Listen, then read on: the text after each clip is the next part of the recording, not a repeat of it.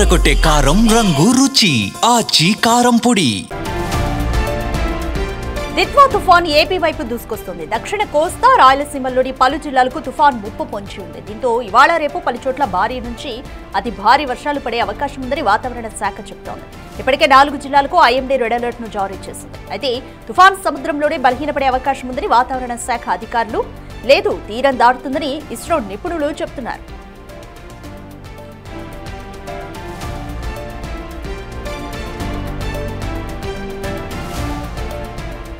Right, more details మా ప్రతినిధి దామోదర్ అందిస్తారు. రైట్ దామోదర్, దిత్వా తుఫాను ఏపీ వైపు దూసుకొస్తున్నట్లుగా చెప్తున్నారు. అయితే వాతావరణ శాఖ మాత్రం సముద్రంలోనే బలహీనపడుతుందని, ఇస్రో మాత్రం తీరం దాటుతుందని చెప్తుంది. Complete details.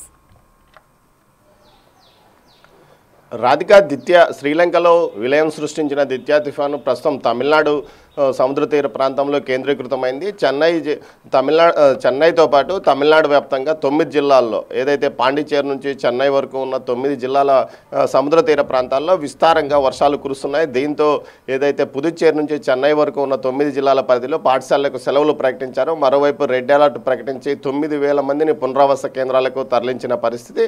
దీంతో పాటు ఈరోజు మధ్యాహ్నం నుంచి ఆంధ్రప్రదేశ్కు సంబంధించి దక్షిణ కోస్తా జిల్లాలైన నెల్లూరు, తిరుపతి, అదేవిధంగా ప్రకాశం జిల్లాల్లో విస్తారంగా వర్షాలు కురిసే అవకాశం ఉందని కూడా వాతావరణ శాఖ ప్రకటించింది. ఇప్పటి వరకు చూస్తే నిన్న రాత్రి తిరుపతి జిల్లాకు సంబంధించి సత్యవేడు, సుల్లూరుపేట, గూడూరు, వెంకటగిరి నియోజకవర్గాల్లో, శ్రీకాళహస్తి నియోజకవర్గాల్లో విస్తారంగా వర్షాలు కురిశాయి. తొట్టంబేడు మండలంలో 38 మిల్లీమీటర్ల వర్షపాతం నమోదైంది. అదేవిధంగా వరదాయపాలెం, నాగలాపురంతో పాటు ఏదైతే చంద్రగిరికి సంబంధించి ఒక మండలంలో, ఎర్రవారిపర్ల మండలంలో 16 మిల్లీమీటర్ల వర్షపాతం నమోదైంది. తిరుపతిలో కూడా ఉదయం నుంచి ఓ మోస్తారు వర్షాలు కురుస్తున్నాయి. తిరుమలలో వర్షాలు కురుస్తుండడంతో భక్తులు కొంత ఇబ్బంది పడుతున్న పరిస్థితి. చలిగాలులతో కూడిన వర్షం కావడంతో బయటికి రావడానికే ప్రజలు భయపడే పరిస్థితి కూడా ఏర్పడింది.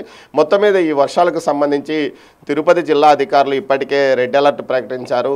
4 నియోజకవర్గాల పరిధిలోని ప్రతి సముద్ర తీర ప్రాంతంలో ఉన్న గ్రామాల్లో ఒక రెవెన్యూ అధికారితో పాటు ఒక పోలీసును కూడా అక్కడికి నియమించారు. వారు ఎప్పటికప్పుడు పరిస్థితిని సమీక్షిస్తున్న పరిస్థితి కనిపిస్తుంది. మొత్తం మీద అయితే ఈ వర్షాలను ఎదుర్కోవడానికి పూర్తి స్థాయిలో సిద్ధంగా ఉన్నామంటూ ఇప్పటికే జిల్లా ఎస్పీతో పాటు కలెక్టర్ ప్రకటించారు. పునరావాస కేంద్రాలను కూడా ఏర్పాటు చేశారు. వర్షం ఎక్కువైతే ఎప్పటికప్పుడు పరిస్థితిని అంచనా వేస్తూ తగిన చర్యలు తీసుకుంటామంటూ కూడా తెలియజేశారు. రాధిక.